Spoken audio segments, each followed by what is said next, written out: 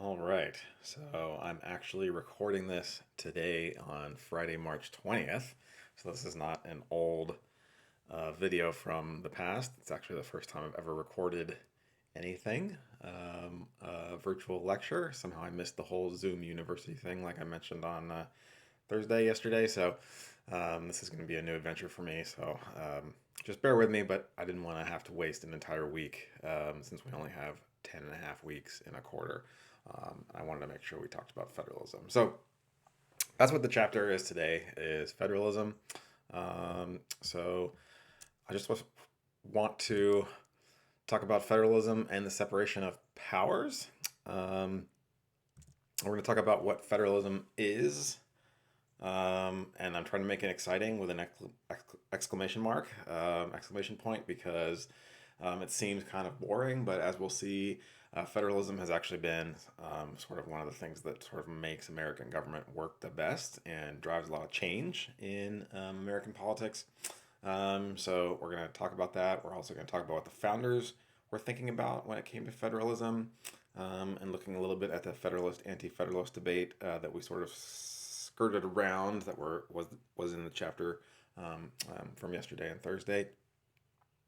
And then we're going to talk about the evolution of federalism throughout history, which the textbook sort of gets into. I'm surprised it didn't go into more depth.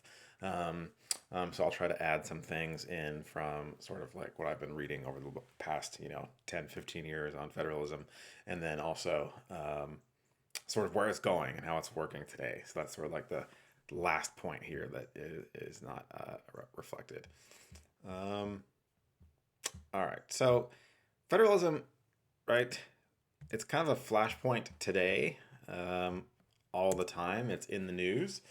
So just as a case to introduce sort of what federalism is and how it matters in America, we have federal state tensions with immigration. So this tension between the national government and the local state governments.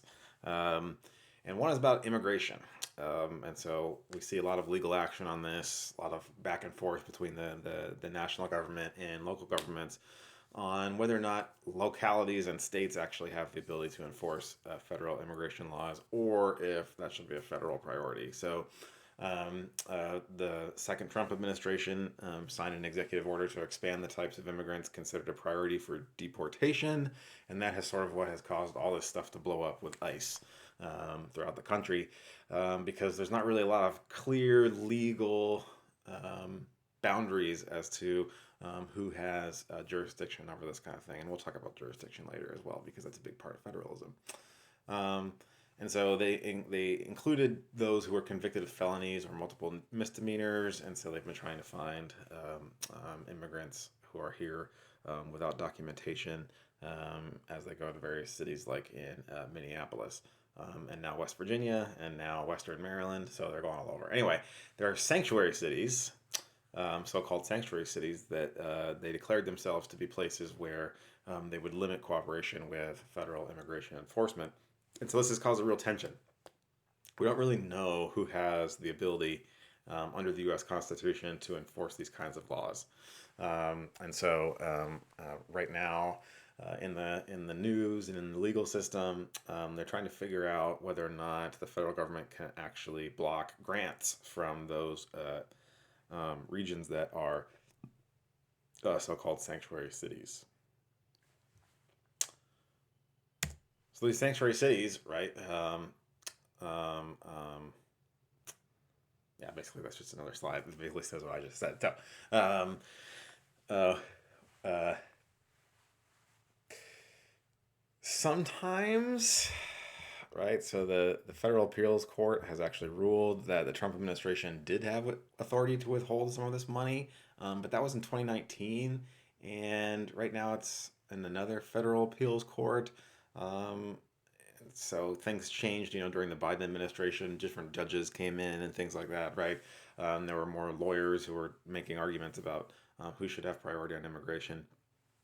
And so we're sort of in a different spot here, and we're not really sure if we, being like Americans and the Supreme Court or federal courts or Congress, who really has jurisdiction here. So tension, right?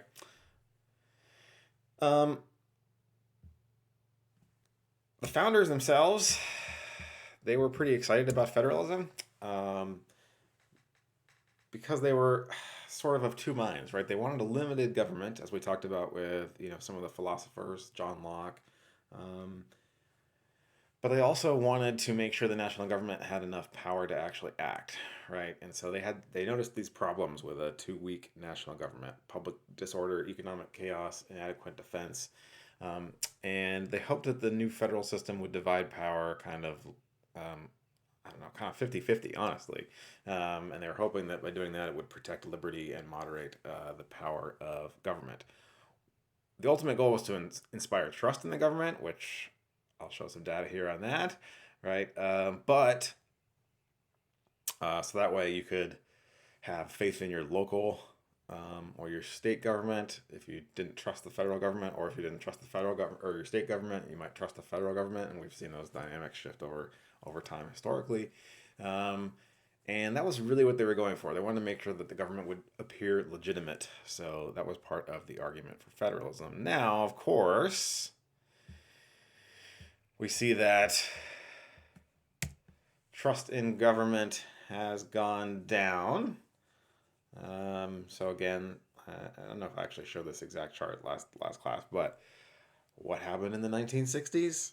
Yeah, that's right. All right, so we're down here in 2020, right? As a review here, that people don't really trust government that much relative to how they did at the beginning of the 1960s. So the founders themselves, James Madison himself, the father of the Constitution, essentially, the primary author of the U.S. Constitution, talked about these auxiliary precautions. So he says, a dependence on the people is no doubt the primary control on the government, but experience has taught mankind the necessity of auxiliary precautions. He said this in Federalist 51, in the Federalist Papers.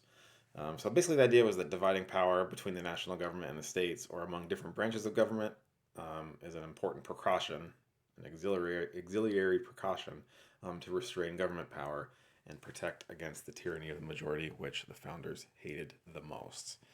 They were worried about the most when it came to democracy. They didn't like the monarch, right? They didn't like the monarch and the parliament, but they really also were worried about the people sort of taking over and running roughshod over liberty.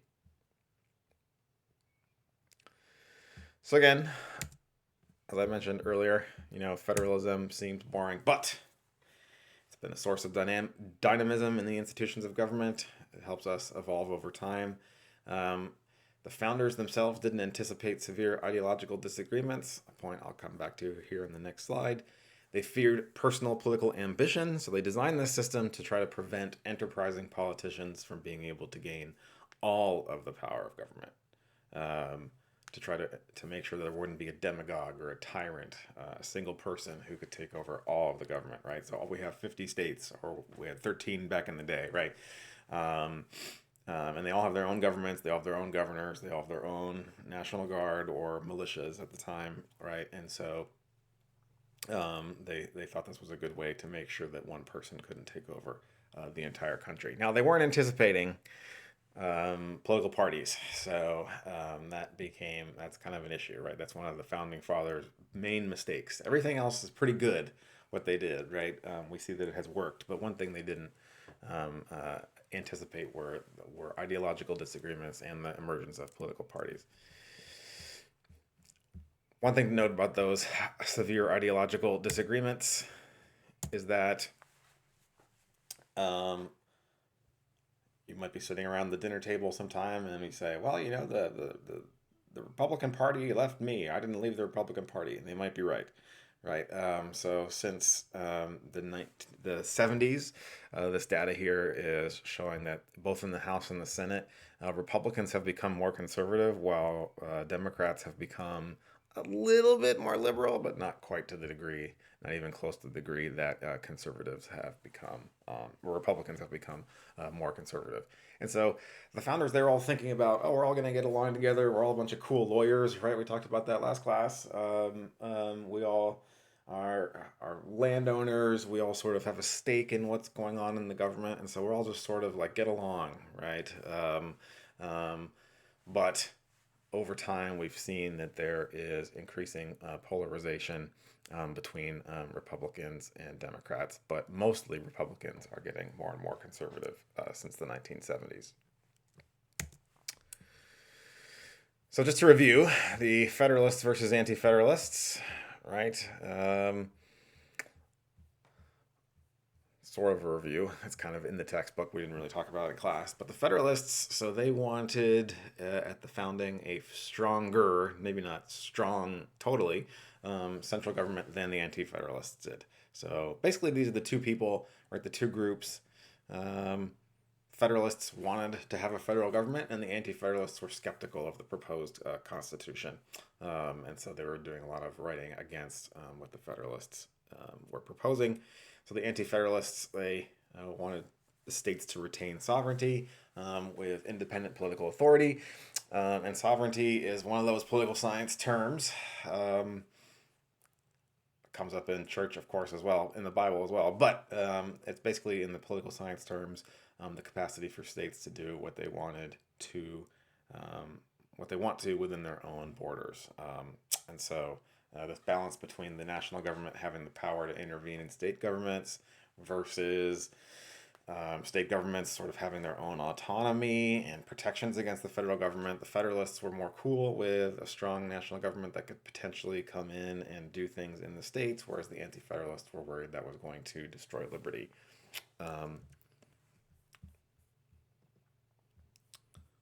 Federalism in the Constitution, however, right? So we have the Federalists versus the Anti-Federalists debate. Federalism in the Constitution, by definition, so just to have the definition out there, is a system of government in which power is divided between a central government and regional governments. So this can happen anywhere in the world. It doesn't have to be just the United States. That's why we want to have a standard definition. The U.S. Constitution specifically divides power between the federal government and the state governments and tries to specify that, although, again, the Constitution is very short. It stands in contrast to the unitary system that's usually found around the world. So there aren't many federal governments in the world, right? The U.S. is very unique. We'll talk about the closest sibling we have, Germany, here in a second. Unitary systems are centralized governments. So that's like the UK. Just think about the United Kingdom. There's a centralized government. There's basically no local governments. The only local government that really exists in the UK is London, and they have a mayor, but they don't really have anything else, right? There's no like council. There's no like local elected officials. There's no state senators. There's none of that, right? And so the founding fathers definitely wanted to get away from a unitary system that they had seen that they thought was failing in the UK or in Great Britain at the time. The national government in France, for example, goes right down up all the way into the curriculum that school children look at across the country. So that doesn't happen in the U.S., right?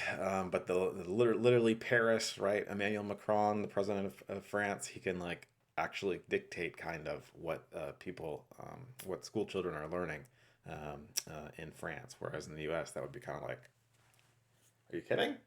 Right? So that sort of makes the U.S. pretty unique. Let's see here. More on why federalism. I sort of already mentioned this, what sovereignty means. We already went through those. That's all good. Why federalism? So more on this, right? So it was sort of that compromise between the failures of the Articles of Confederation and the worry that there could be a tyrant or a majority that sort of takes over the whole government. Canada is also a federal country. I should have remembered that, right? Switzerland also, but it's kind of different because they have arrangements based on ethnicity and language in Switzerland, as opposed to here where we just have states.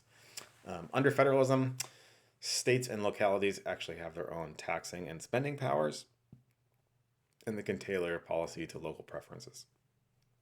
So the anti-federalists really liked that, right? The idea that states are pretty diverse geographically, culturally, whatever.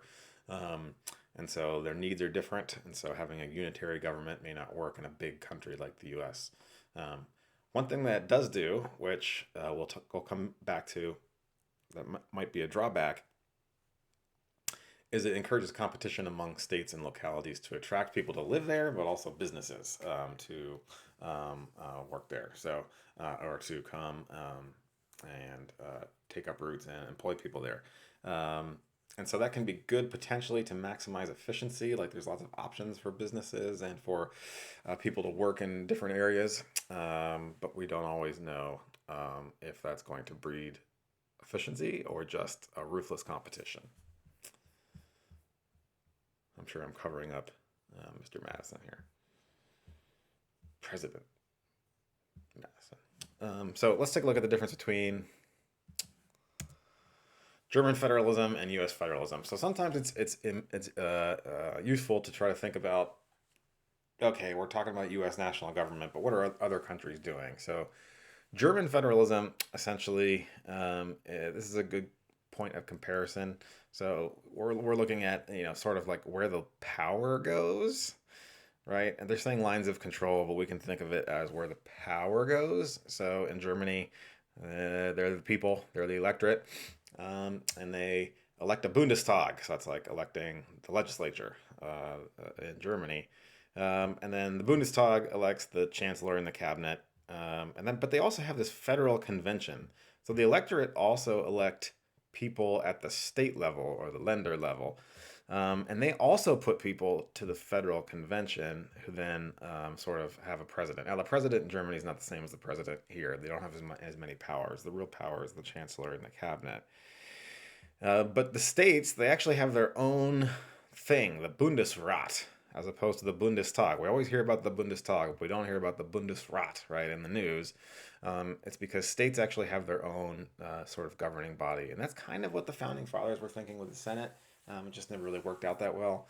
But the interesting thing is that the states themselves also control a little bit of authority in the federal constitutional court, which they don't really review things like our courts. But the idea here is that states have their own thing and the people have their own thing. And this is pretty uncommon throughout the rest of the world, right? So in the US, we see a similar structure. State governors and legislatures are elected by the people and the electorate. The electorate also elects Congress and the Senate and the president, sort of, right, through the Electoral College, which we'll come back to. And their relationship to the court is kind of similar to Germany. But we see a lot more direct line of control from the electorate to the bureaucracy, whereas in the German federal system, the Bundestag, or what the equivalent of Congress might be, is actually directly giving power to the chancellor and the cabinet, whereas the states have their own thing going on over here. So state governors and legislatures, it just stops right there in the US. But in other systems like Germany, states have the ability to influence both the federal convention, the president directly, and the federal constitutional court. That's federalism, right? It's different. Different strokes for different folks. But the U.S. is pretty unique, despite the German system looking kind of similar. It just doesn't work in the same way, and it also serves to reduce the amount of power the national government has to change things rapidly, I should say, in the same way that we have in the U.S. The powers of the national government. So this is actually in the Constitution. So we got to think about what the Constitution actually says about federalism. So they're the express powers, and then they're the implied powers. All right. So the express powers are those that are specific powers in the Constitution that are granted to Congress and the president. There are 17 of these in the Constitution, found in Article 1, Section 8, and Article 2 of the Constitution. We also have the implied powers. And these powers enable Congress to make laws that are necessary and proper, according to the words of the Constitution, to execute the powers of Congress. And they derive from the necessary and proper clause in Article 1, Section 8.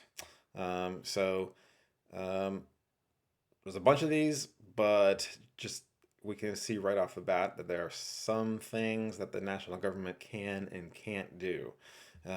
So it, that is followed up by the Supremacy Clause, which reminds us that whatever the national government does, it's the supreme law of the land. So it can supersede um, laws that are passed at the state level. So right now in the news, we have discussion about this SAVE Act, which I might bring up later as well, but I'll just mention it here as an example. Most experts just agree that state and local governments have the authority to conduct elections, but that could change if the national government passes an act or passes a law, and then of course we have to decide if it's constitutional. Thank you, Supreme Court. But pass a law about elections and election regulations that would supersede state and local policy. So that's sort of what's happening right now, and so we see federalism here coming onto the scene again today. So that's sort of a recent example, a historical example that we can look at. I hate to say it's historical because I was alive during this time, but um, I'm sure maybe some of you were alive too, but I was in high school. But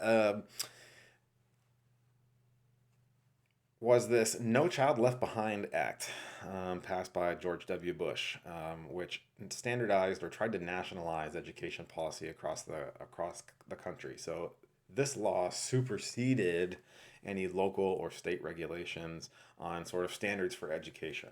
And so part of the issue with No Child Left Behind was that they didn't really fund it very well.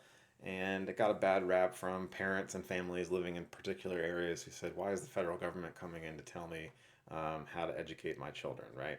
Because we're just used to having local control of education policy. And so a law actually passed, right? So Congress passed a law, and it basically, created national standards for education. But it was so unpopular that the next president, Barack Obama, released states from the mandates. So part of it was, funding related, but it was also that parents were kind of, parents and local politicians were wondering why the federal government was reaching into education.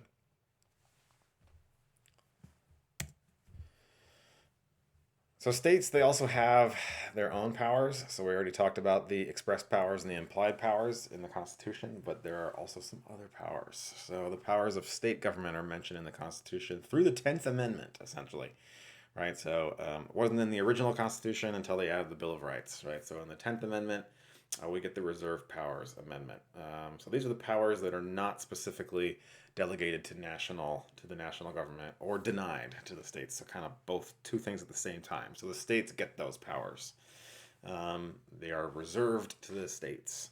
We also have the concurrent powers, and this is authority that's possessed by both the state and national government. And the best example of that is the power to levy taxes, right? So we pay, well, this year we won't pay in Louisiana an income tax for the first time. So not this year, but the next year. So next tax return, we won't pay income tax anymore. But they can still do the sales tax, right? So we have here in Monroe, we have like a 12% sales tax, which is absurd and unheard of. Where I was living in Delaware, there was 0% sales tax. So I probably saved like $30,000 while I was living in Delaware over those years. I didn't pay to the government, but I had to pay property taxes and I had to pay income taxes. But we also do that for the federal government, right? That's why we have a tax day on April 15th, 14th, 12th, one of those days, middle of April. I always pay early. So that's just the best example of how they're of concurrent powers. Other things like policing and sort of, maybe not always policing, but like, financial regulation sort of handled by both the national government and the state governments, depending where you live. Like Louisiana has very different rules when it comes to banks and well, getting a phone call. That's really funny. Okay. Than other states. So that's another kind of thing about federalism is each government can have its own regulations in different areas. Now Congress has the power to regulate commerce, and we'll come back to that too. The powers of the state government continued here: police powers and coercion.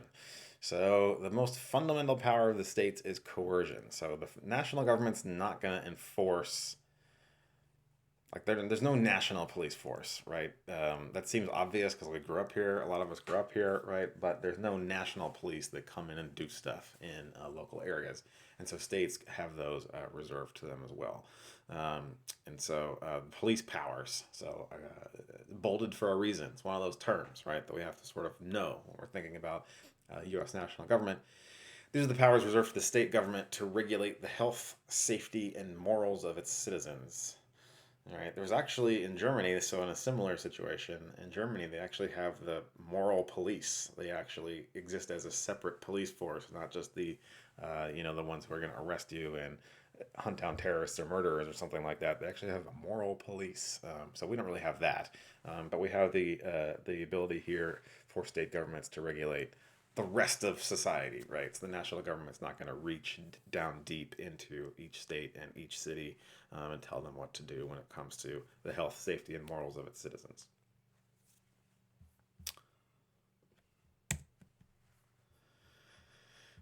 States have obligations to one another. All right, so you might think, well, that's great. All these states have all these freedoms from the national government. Well, they also have to play nice with one another, right? So the Constitution tries to address that. So states must recognize or uphold governmental actions in other states. So the Constitution makes the states less like independent countries and more like components of a unified nation. And we mean less than and more like in comparison to the Articles of Confederation, which made it really seem like it was a bunch of independent countries. The full faith and credit clause is where this obligation that states have to one another comes in. It's in Article 4, Section 1. States are expected to honor public acts and judicial decisions that take place in another state. There is an exception. It doesn't apply if a practice in one state goes against the strong public policy of another state. So in the news today, which I don't have the actual way to bring up the article, so sorry, we're just doing this as a recorded lecture. But Louisiana has tried or attempted to sue doctors in Massachusetts for providing access to the abortion pill to Louisiana residents. And so it's going to be ongoing in the federal courts. Seems like they might have some legal legs there with that lawsuit. But the idea is that they're making the argument that providing the abortion pill via mail goes against the strong public policy of Louisiana, right? So in a way they're saying, look, Massachusetts isn't playing nice with us. They're actually messing with the morals of our state. And so the strong public policy is, of course, up to interpretation, and that's what the courts are for. So, but they're supposed to play nice with one another. The comity clause, so states playing nice with one another, comes also from Article 4, Section 2, also known as the Privileges and Immunities Clause. So the abortion pill example is one thing with states coming into conflict with one another, but this is about citizens. So this Privileges and Immunities Clause guarantees that citizens will enjoy the privileges and immunities of one state and be entitled to similar treatment in other states. So a state can't discriminate against someone from another state simply because they're from another state and give privileges to their own residents. It also regulates criminal justice among the states by requiring states to return fugitives to the states from which they fled. So that's another way that states have to play nice with one another. You can't just run to Texas if you commit a crime and expect to get away with it, right? They're going to bring you back. Other things would be like, oh, to drive through Arkansas, you need to have a special license that costs $50 or something, right? Or, if you're going to buy, meat in Texas and you're from Arizona or something, and you actually are going to get taxed at a higher rate, right? Things like that, right? It also, though, of course, more importantly, potentially, matters for marriage, right? And so federalism was a big, flashpoint in the fight for same-sex marriage, interracial marriage. And so it took a long time for the U.S. to figure this out, but in 1967, which to me doesn't seem that long ago because my parents were born in 1947 and 1949, and they're still with me. They overturned state bans on racial marriage through the Loving v. Virginia case, and we'll come back to this when we talk about civil rights. But that was a court case. There's not like a law passed about interracial marriage being okay. There's still no national law on that. It's just states have all agreed to play nice with one another, and so overturn those state bans on interracial marriage. For same-sex marriage, Congress passed the Defensive Marriage Act, which I always think of as DOMA with its acronym, but it declared, since it was the supremacy clause saying that states could not recognize same-sex marriage from other states. But in 2015, the Supreme Court overturned that because, again, it's states who are, right, it's the privileges and immunities, right? So we should have similar privileges and immunities from one state to another, and the Supreme Court legalized gay marriage nationally on that basis. And we'll come back to civil rights next week. There's this nice video on federalism that sort of sums it all up, and I'll just put a link up. We're not going to watch it through the webcam because I'm not a webcast. I'm not really sure how that would work. I'm not great at this kind of stuff. So I'll just put up the link when I put this lecture up. If you want to take a look at it, you don't have to, but it's kind of nice. It sums all this stuff up that I'm going to talk about next here. So with that in mind, let me just pause it real quick and I'll come back. All right, so we're back. I'm back. Okay, good. I'm making sure it's actually working. So now let's talk a little about the history of it. All right, so that video on federalism with the link, it goes into the history, right? So we have a couple eras of federalism that we want to talk about, which the book gets into, but maybe not in as clean and concise a way as I would have liked. But it does give a lot of the history. So let's talk about these couple eras. So before the 1930s, state and local governments, so for most of American history, exercised all the most important powers. That's still kind of true, but really was a stark difference before the 1930s. This dynamic throughout American history was called dual federalism because the duties and operations of the different levels of government remained more strictly separated. In the video, if you watch it, this is also called layer cake federalism. I don't know why we like food metaphors in talking about federalism, but I guess it just made sense. The old political scientists, they really liked their cake, I suppose. But anyway, this system prevailed from basically the beginning, 1789 to 1937. Then we have the traditional system.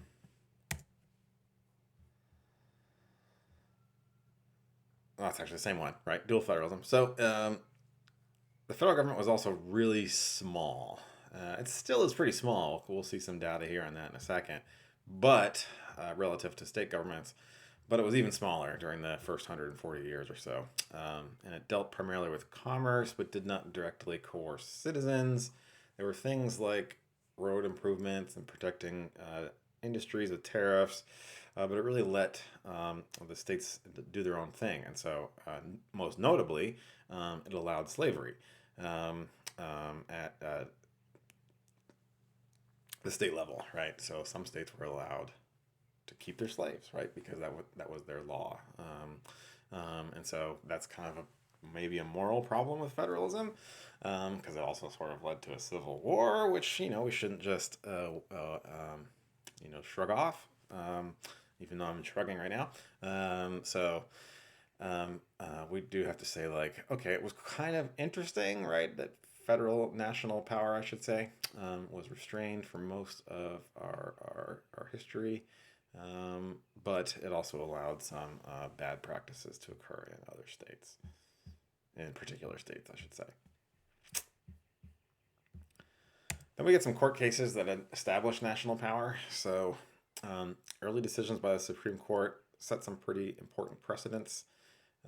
We'll talk about one of these cases again, I think, when we talk about civil rights, civil liberties. But McCulloch v. Maryland was a landmark case in terms of federalism because it established the power of the federal government to exercise power implied by the Commerce Clause. So even though it was in the Constitution, it wasn't until 1819 that people sort of realized, oh, we should actually have these powers, because they were just letting states do their own thing. This was based in the Necessary and Proper Clause and the Supremacy Clause. The basis of these rulings, to provide these rulings, and it ruled that Congress had, through its implied powers, the legal right to charter a national bank. So we didn't have a national bank yet until 1819, despite Alexander Hamilton really wanting that, right? He had the national treasury, but he didn't have a national bank yet. So 1819. Gibbons v. Ogden reinforced federal power and established the supremacy of the national government in all matters concerning interstate commerce. The Commerce Clause itself delegates to Congress the power to regulate commerce with foreign nations and among several states and with the Indian tribes. So that's actually in the written Constitution. So suddenly people sort of wake up and say, oh yeah, Congress exists and they have these clauses, these powers expressed in the Constitution, so that might mean the national government can regulate more things. And the Supreme Court agrees. In terms of states' rights, and those rulings, those previous rulings on the previous slide, for whatever reason, the national government just didn't expand, except for during the Civil War. So the principle of states' rights, limited federal power, was prominent, and it was really just because people agreed to it, not because it was constitutional or whatever. It just was the way things worked, right? So limited federal power was prominent, particularly prior to the Civil War. States' rights advocates, they always pushed back against regulation from the national government, such as commercial fraud, in areas such as commercial fraud, the production of impure goods, child labor, unsafe working conditions. They were seen as falling into the realm of police powers under the Constitution, which we talked about before, which were the responsibility of states. So impure goods is kind of funny because, I mean, not funny, but this was like a major problem in the American economy. And if you take, American History 201 or something, they might talk about it. But putting sawdust into coffee, for example, was prominent. And so that's a good example of production of impure goods. We always think about famous examples of child labor, of course, and unsafe working conditions, but this production of impure goods really frustrated a lot of people, especially people with means. And so this was always on their mind about how can we regulate things to get a better outcome for our money that we're spending on products. The end of dual federalism came after the Civil War, right in the 1930s. The court issues a series of decisions that expand the federal government and their power under the Commerce Clause. This is all part of the New Deal with FDR. So after the New Deal, which was seen as important for the survival of the country, FDR sold this as we need to do this, otherwise we're going to get communism. And Congress was kind of like, you might be right, because of what was happening in Europe at the time, right? There are a lot of communist movements in Europe. There were some in the U.S. as well. We see the rise of fascism in Germany and Italy. And so we realized, at least FDR realized and tried to sell it, that said, we need to expand federal government to try to take care of this, nip this in the bud before we have a communist revolution and we lose all our stuff. So he sort of gets a series of Supreme Court rulings that SCOTUS there early on that deemed parts of the New Deal unconstitutional, but then the Supreme Court changes. Some people retire, some people die. He's able to nominate some friendlier judges. And so in 1937, the court shifted course and upheld a federal regulation on a variety of commercial activities. The key case was National Labor Relations Board versus Jones and Laughlin Steel Corporation. This prohibited the NLRB, the National Labor Relations Board, prohibited corporations from interfering with employees' rights to unionize. This was like part of the working class movement in response to the Great Depression, to engage in collective bargaining and to improve their working conditions. They ordered that Jones and Laughlin Steel Corporation reinstate workers who were fired for organizing unions. Jones and Laughlin, of course, disagreed because they said it was out of the reach of regulation of the federal government, but the Supreme Court ruled in favor. So this was the first time where the court upheld that acts of Congress protected the rights of employees to do stuff. It wasn't just stuff at the state level.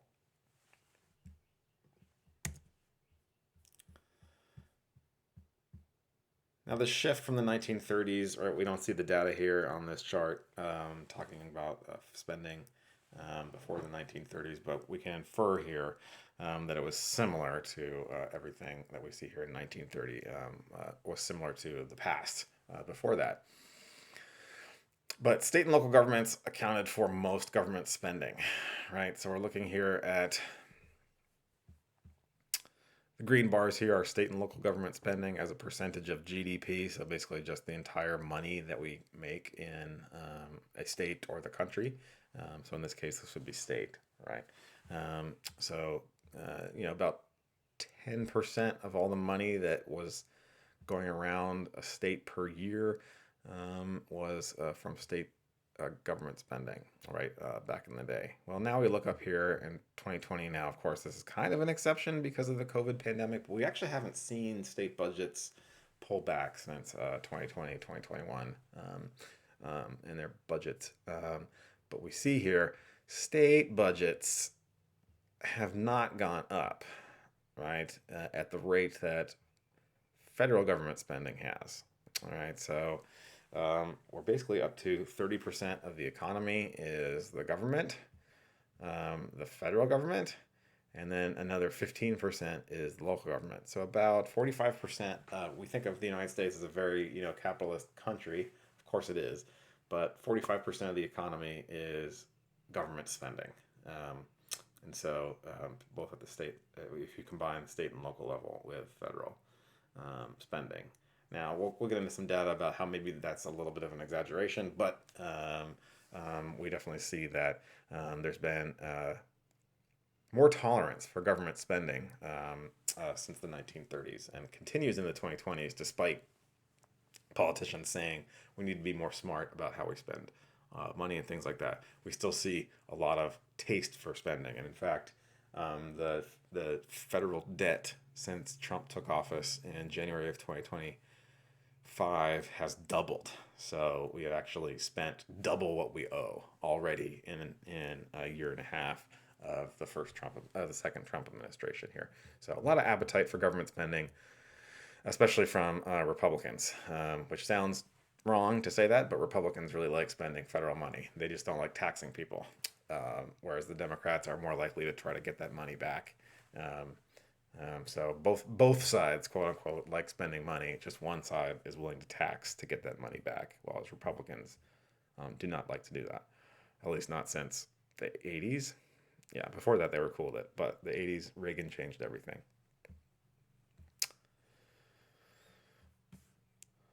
All right, so with that expansion of the federal government, we get the marble cake federalism or cooperative federalism, where to sort of explain why these federal numbers are going up, it's because there's an increase in the amount of money that the federal government is giving directly back to states to encourage various policy goals. A lot of it has to do with education, crime prevention, housing, transportation, but there are various policy goals that the federal government Congress, right, or the president has a priority, a political priority, but they can't do it themselves so easily, so they give money to states to accomplish those goals.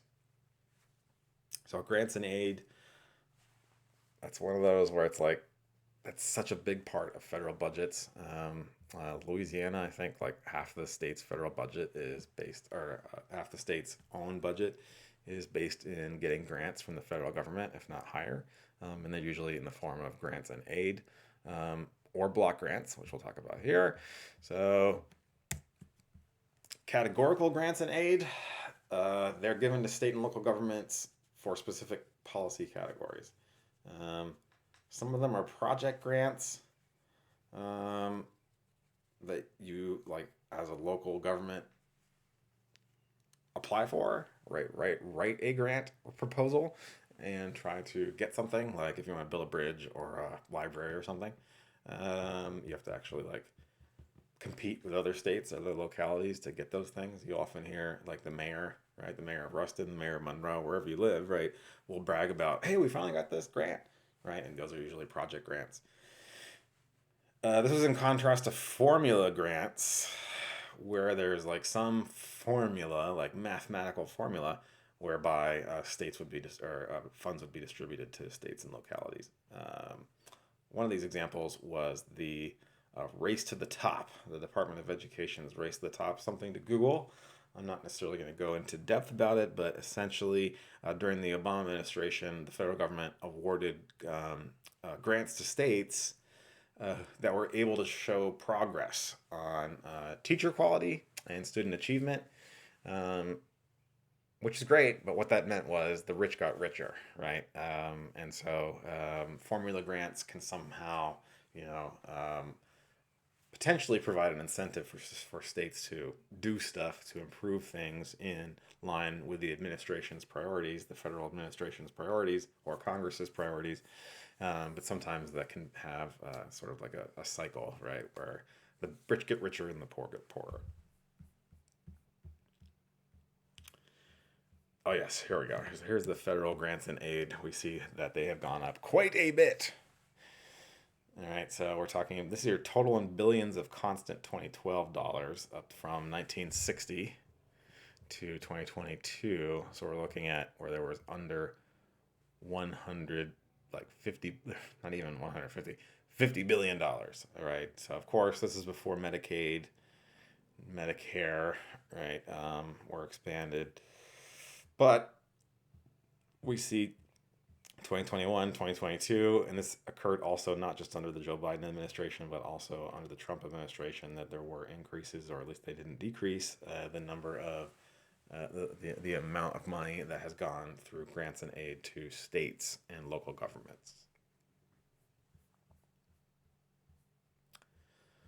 More data.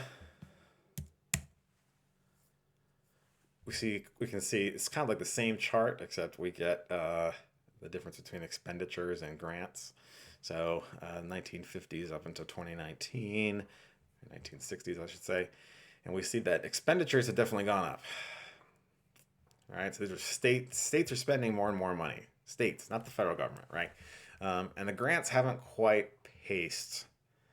Haven't kept up the pace, right, of that growth. So states have been increasing their taxes, right? That is potentially why Louisiana has such high sales tax, for example, because the federal government has not been keeping pace with the needs of states. The size of the federal government over time, we can see this, has not really increased really at all.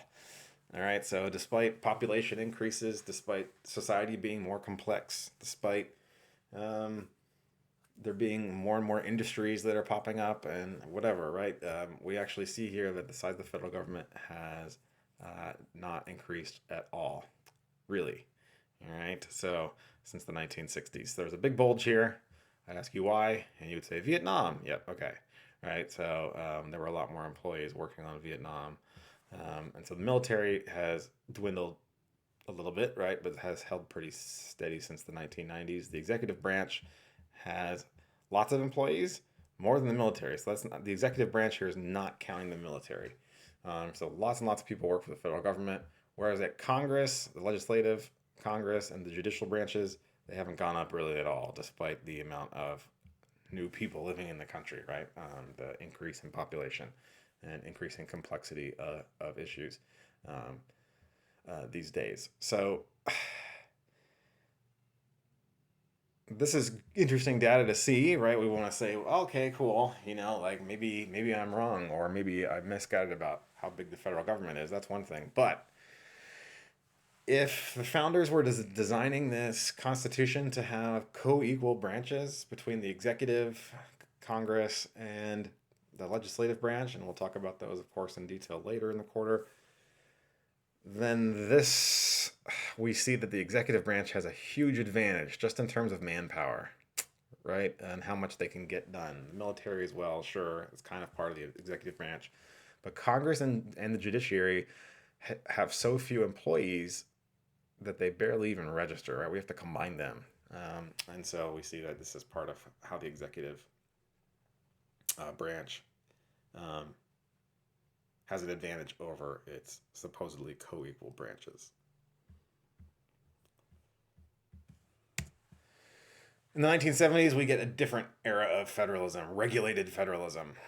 So Congress resorted to regulating states and localities as opposed to just funding them. All right, so it's the form of federalism in which Congress imposes legislation on states and localities and requires them to meet national standards. These are called federal mandates. And so state and local policies are more uniform.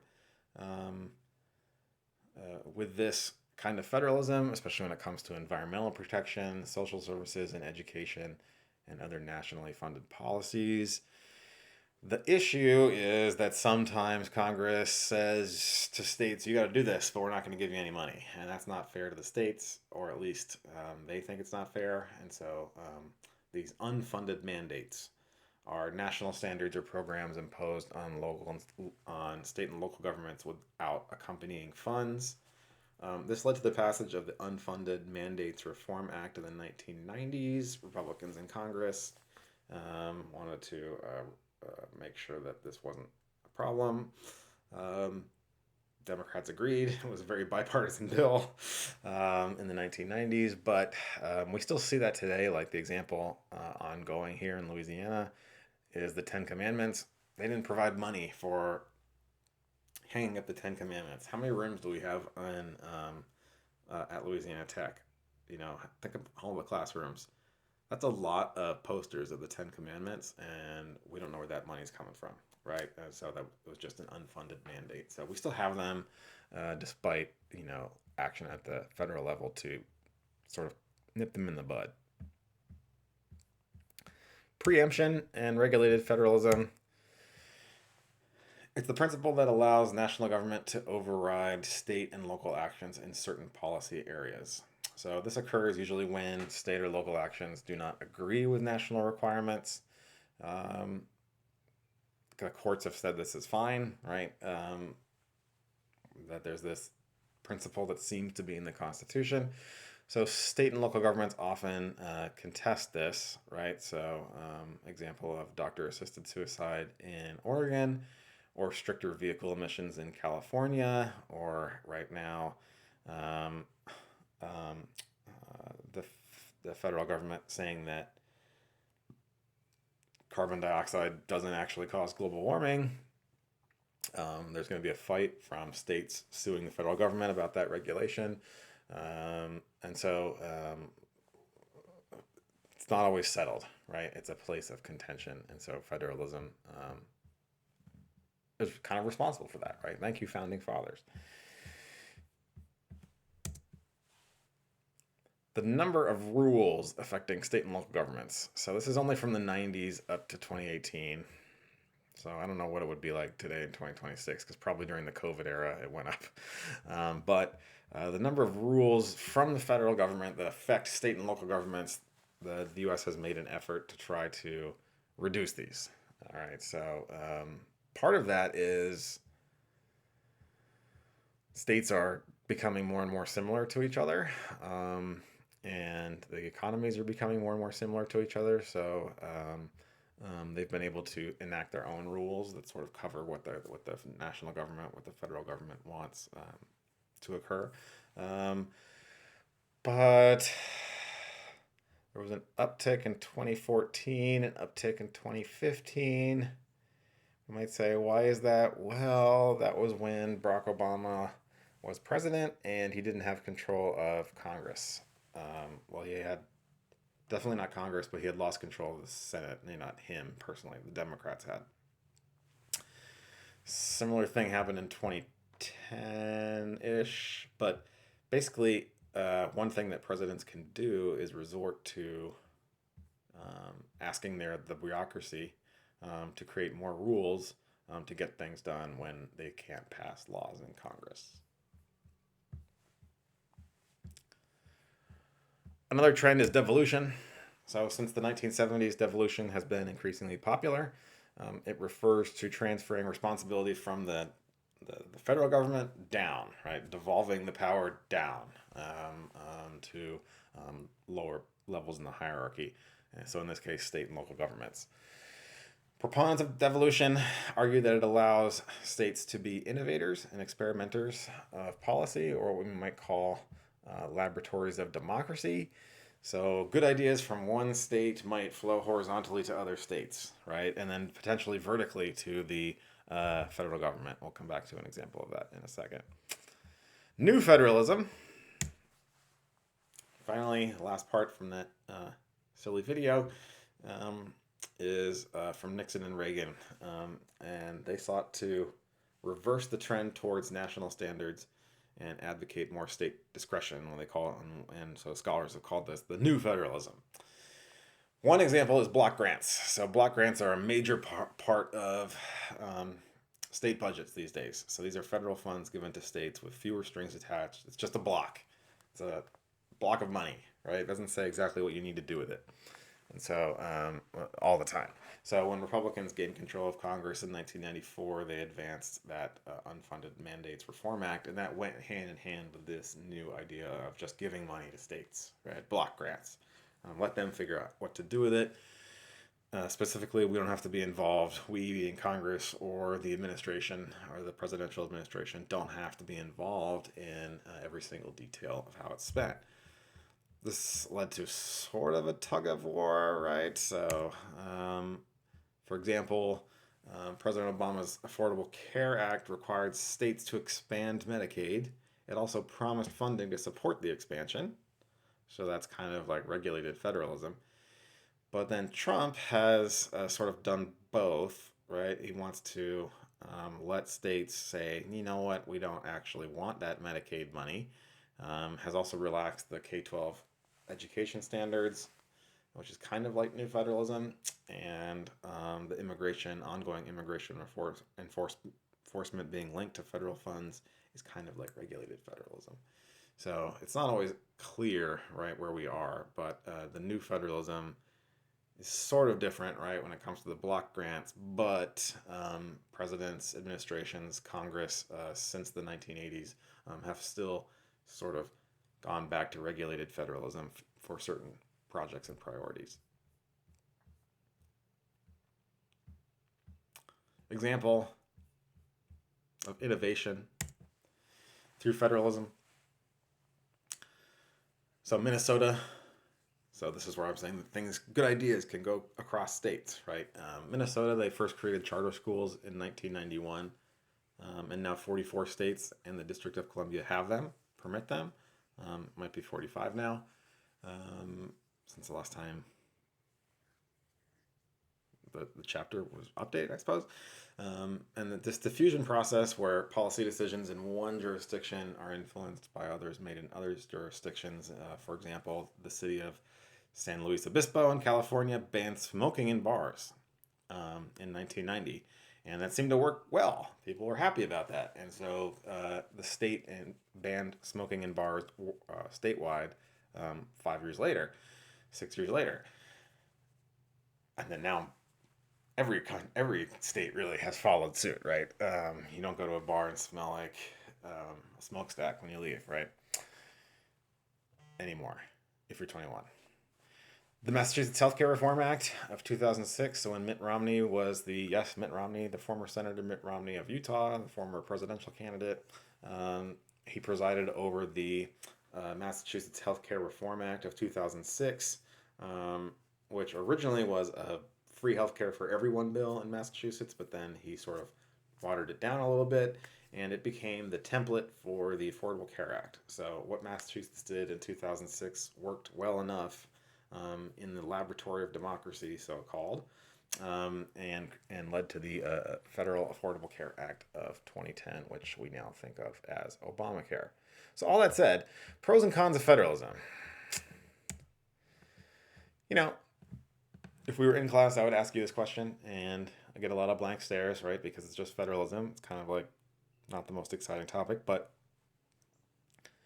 not really sure if it's good or bad, right? Would we rather be a more normal country and have all the power in one institution in a unitary system as opposed to a federal system? So, pros. Flexibility is pretty good, right? It's one of the best advantages because it allows each state to create and tweak their own laws to best suit their population. And each state is, of course, influenced greatly by a variety of factors such as population size, economic resources, location geographically. And so by allowing states to create their own system of laws and guidelines, they can run it in the best way they see fit. So that's the flexibility. Providing a balance of power, so states can create their own laws, which shows the power that individual state has, right? So this actually like show of force, right? Show of the ability to do your own thing helps provide a balance of power between states, among states, and then between states and the national government. And then potentially productive society. So there can be efficiencies that are gained. If it was a one-size-fits-all policy for every state across the country, potentially some states would have a harder time meeting those standards. They can build out their own system, right? Local knowledge can improve effectiveness. Cons. Power struggles, especially in disagreement. So power struggle between the federal and local level, right? There's a constant tug of war between them, and that can actually be a little bit inefficient, right? So oftentimes the federal government will find itself against the opinion of a state or multiple states, and this creates friction, right? About who is enforcing the laws and what laws really matter, right? We're the ones that are superseding the other. So this can be a cause of disunity, essentially. Inequality, we're going to come back to this one. Lack of cohesion. So one state, right, has laws and guidelines, but other states don't adhere to it, but there's also 50 different policies. So even if they're all very similar and states are getting along with one another because the Constitution says they need to, right, the Comity Clause, it still can be confusing for regular people, but also confusing for businesses if they're trying to operate in multiple states. And then problems with accountability. So it's easy to blame the other, right? If something bad is happening, the local or state government can say, "Nah, it's the Fed's problem." If the Feds have a problem, the states can they can blame the states, right? Oh, you didn't spend the money the right way, right? And so there can be problems with accountability in a federal system. Here we go. Let's see here. Okay, so I'm going to take another break and figure out how to do this in the next section. So I'll be right back. All right, so I think what I'm going to do is just put the links to these videos because they're kind of interesting and it's kind of annoying and I can't actually do this in person because I really like this example of federalism. So there's this problem.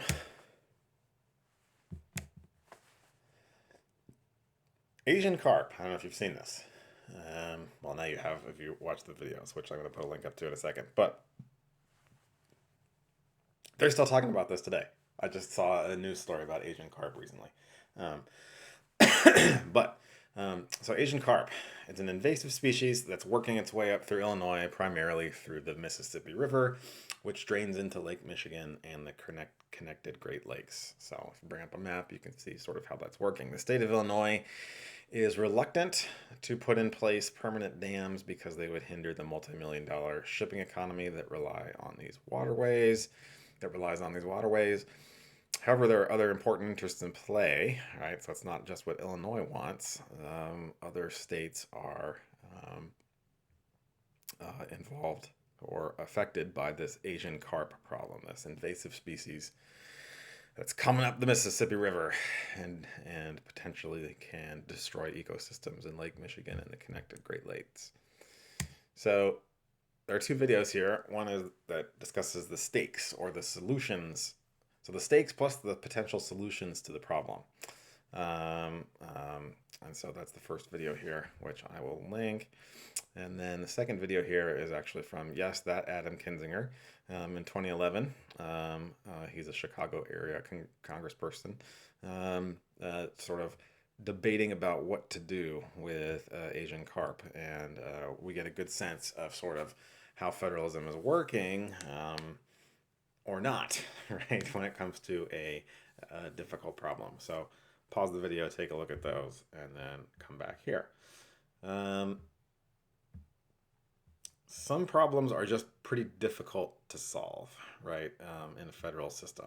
So in the UK, they would just send a team of experts out and they would solve the problem, right? And they'd say, who cares what you guys think, right?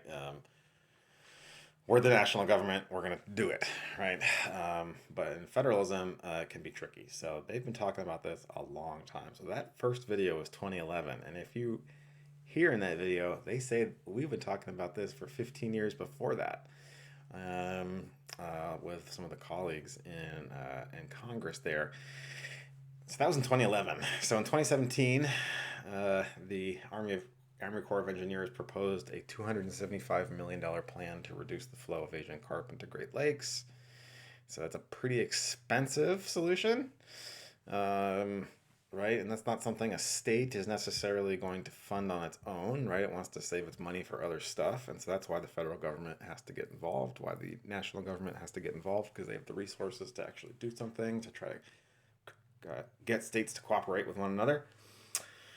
And 4 years later, the Army Corps of Engineers received funding to construct the crazy zone of chaos. So all the loud noises and electric shocks that were proposed in that first video as one of the possible solutions. So not the eating them to death and not the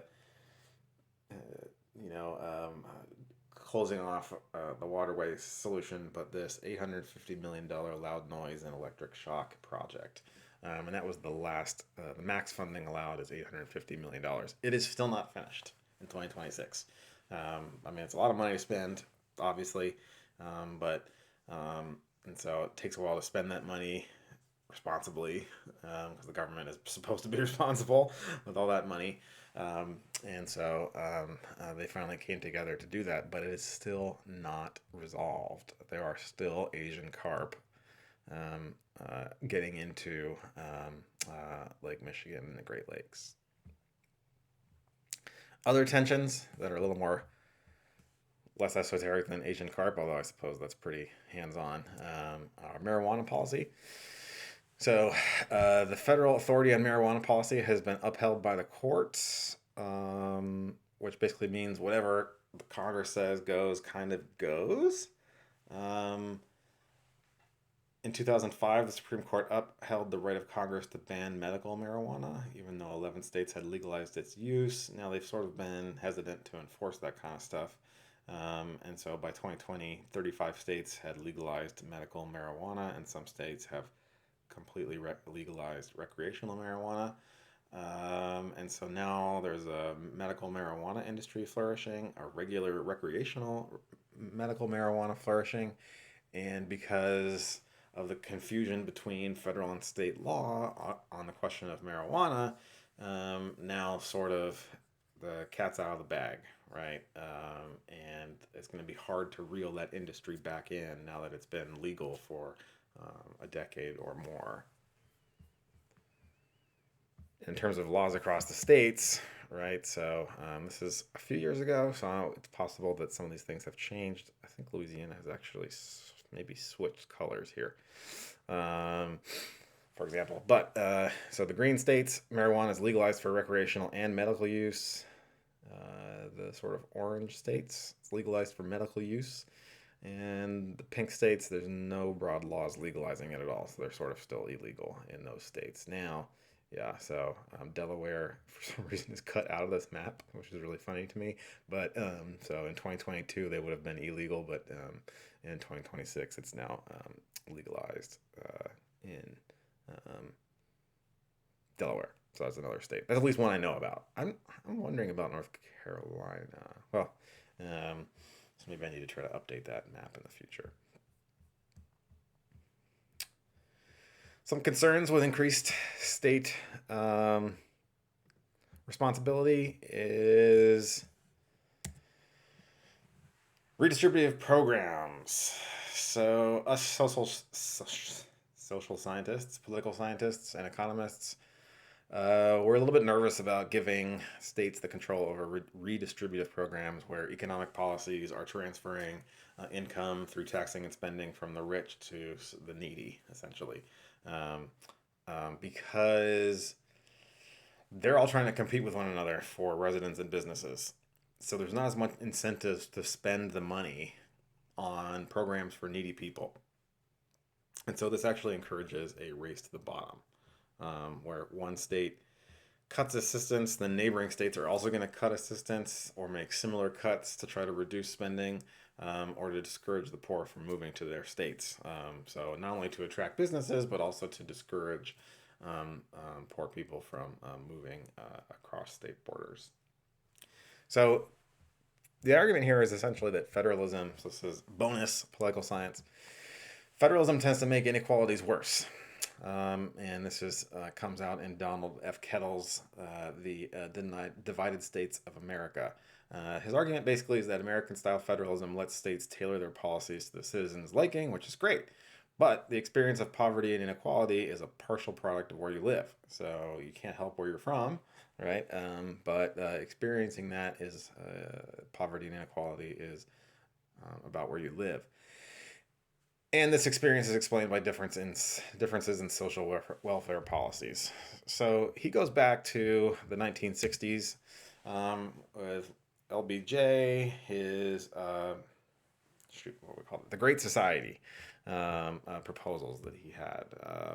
And so he says that there was a consensus in the 1960s, right, and early 1970s that inequality was unacceptable. The government had an important role in redressing that. Federal government should take a lead in doing this because states weren't going to do it. But he would try to make states and local governments be the instruments of this project to try to redress inequality between the rich and the poor. However, it has worsened considerably. The Great Society laws were never actually implemented, in part because Johnson did not run for re-election after sort of the blunders in Vietnam. And so we never got this set of policies that were really going to try to redress inequality between the rich and the poor. And it's way worse now. That's in the 1960s. I'll just show you some data here, right? So we never saw this consensus. America is one of the most unequal countries in the world, right? So this is a map of the entire world, of course, with countries that have data at least, according to the Gini Index, which is a measure of the gap between the rich and the poor that economists have created at the Poverty and Inequality platform. Basically just social scientists, economists who are looking at the numbers on what people earn when it comes to class differences. So the U.S. is this color, which is 30 to 40. Okay, what does that really mean? The numbers are kind of arbitrary, right? Because it's just, it can either be 0 to 100, right? So 0 being the most equal and 100 being the most unequal. So the U.S. is one of the most unequal countries, right? And when it comes to rich countries. So Canada is much more equal. The Western European countries are much more equal, but the U.S. is more like Russia and more like China than it is some of the Western democracies or Eastern European democracies and Scandinavian countries. So you're wondering why that might be. So Kettle actually thinks that might be because of federalism. All right, so here's some more data we see since 1980. So I would talk about the Vietnam War and the civil rights era in the 1960s as sort of like being a thing that happened that changes people's perceptions of what's going on at the national government level. One thing that happens in 1980 is Ronald Reagan gets elected, and he gets a lot of gets rid of a lot of regulations, tax policies change to really benefit the wealthy, starting in 1980. So basically, Reagan is responsible in his landslide victory for this trend that we see today, and we haven't really done anything in the country to try to rein this back in. But this is only to 2020, 2019, so we don't have the data from the last 6 years, but we know that these numbers would be even higher. The COVID years were definitely a time where more and more rich people were getting more and more money, whereas the rest of us were not. And so we can sort of see here the difference between the top 0.1% and the top 1%, right?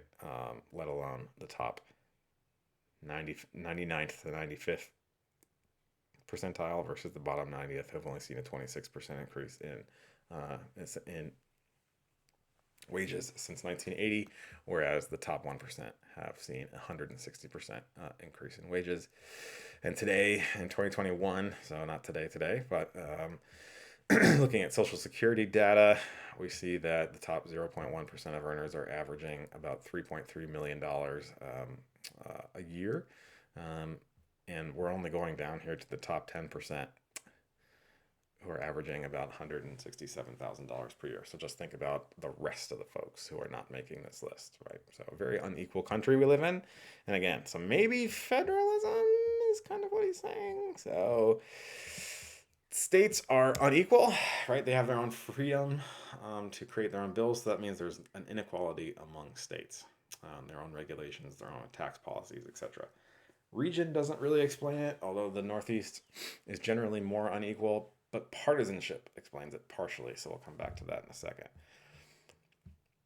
More data from Kettle's book. This might actually be an advantage of doing a screen recording.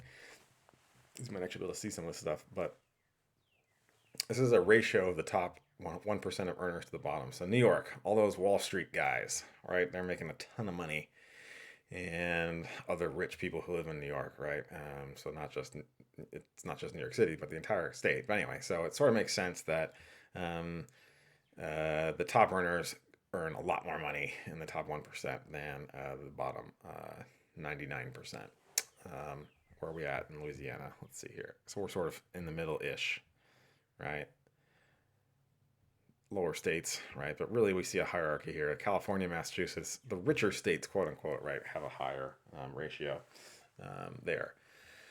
Percentage of population living below the poverty line, and this was in 2016, so these numbers are probably a little different. Maybe the ranking is different, right? And maybe the percentage of people living below the poverty line has gone down slightly probably since 2016. But Mississippi, Louisiana are the two highest states, which may not surprise you, of course. In terms of the population living below the poverty line. And that's basically like $22,000 a year or something like that. So Mississippi, Louisiana, we're looking at about 20% of the population is, under that $25,000 per year per person. Whereas states that are more equal, potentially, right? So we're trying to match the two. So here's Maryland. Only 8% there, but it's also a pretty equal state, right? So trying to find those states, right? So he's looking at all this data and trying to say, okay, what explains sort of what's going on here? The 2008 financial crisis kind of worsened everything, depending on where you live, of course. So there's some variation from policy choices made at the state level in response to the 2008 financial crisis, and we're sort of like probably heading to one right now. So let's see what happens, right? So maybe this book will have more relevance in the next year or two. But it also comes from variation in the wealth of states. So states with relatively more wealth on tax, with more wealth, can tax at higher rates. So they have a higher functioning economy. They can actually tax those folks and get that money and try to redistribute it. So Maryland sort of makes sense. It used to be that there was a variance between northern and southern states, and we see some remnant of that, but the pattern is less obvious over time. And so inequality is actually spread to more issues than income alone, and that's what Kettle also wants to look at. So it's not just money, it's also living, the quality of life. So it's actually, I'm from Pennsylvania, and so we always would make fun of New Jersey because we're like, oh, it always smells and whatever, anything like that. I don't know. It's just like a weird rivalry between Pennsylvania and New Jersey. But New Jersey is actually the best place to live in the country. Guess who's the worst place to live according to this measure? Louisiana. So there we go. This is the 15 least leading states. And so basically, they're adding up indicators on poverty level, on access to healthcare, infrastructure, so public transportation, quality of roads, that kind of thing, water, that kind of infrastructure. Environmental pollutions, that might actually be part of why Louisiana is so far down here, right? I know you all are pretty attuned to environmental destruction around the South here in the Mid-South. Education, access to that, how much crime there is, how many people are in prison, and then how much spending there is on services for children. Um, and so New Jersey ends up being the best place to live, with Minnesota next, right? If you want to avoid um, living in poverty, essentially. He also looks at other countries. So the US versus the others, our ranking is 32. So that basically is all the European democracies plus Australia plus Canada. And so these are just examples or select ones that he has in his data set, but the United States ranks pretty poorly on relative to rich countries, right? We're the richest country in the world, but in terms of measuring health outcomes, educational performance, and income inequality, the U.S. is pretty bad. It's the worst federal system on this chart, but it's also 32nd just generally in his entire rankings. So richest country in the world, but one of the most unequal and one of the least able to deliver results to lots of people. So he says that America's version of federalism is actually the problem. So other versions of federalism seem to sort of work, like Germany kind of works, Canada kind of works, right? Australia kind of works. Australia doesn't have quite the same degree of federalism that we do, but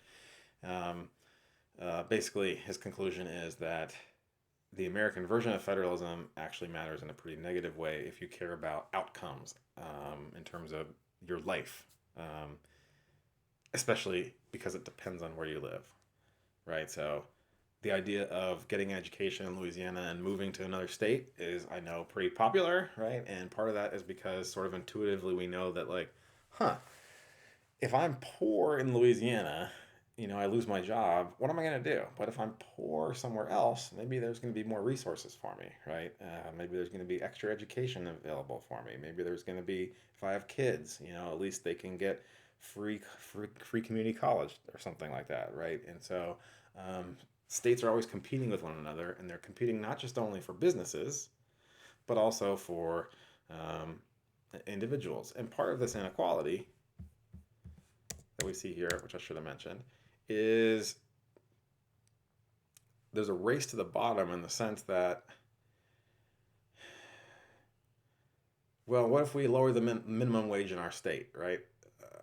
That'll attract more businesses. So it shouldn't come as a major surprise that Louisiana has a major portion of its working population in factories and minimum wage jobs. Why? Well, the minimum wage is still only $7.25. How are labor protections? Well, not great. How much are corporate taxes for those companies that are hiring those people at low wages? Well, they're not very high, right? Okay, so what if I want to, commute to another state but still keep my house in Louisiana? Well, how are the roads? Oh, there's not that many of them, and they also stink, right? We have to buy a truck, whatever, right? So people are kind of trapped potentially in lower income states. Like I'm saying Louisiana, but just think about Mississippi, right? It's even worse, right? So in terms of ability to leave and do something else with your life. And so they also attract businesses this way. And so it's a self-reinforcing cycle, right? It's like a vicious cycle where states will try to make things better and better for companies to move there because they think that will increase jobs and the tax base. But what that does is it impoverishes the people more and more and more. And so that's where we're going to leave it for today. So thanks for taking a look at this. Um, Again, so like, I emphasize things that I think are going to be more important and useful to you, and things I emphasize on here are also more likely to end up on the exam. But of course, we will have study guides and everything available, and I'll see you next time.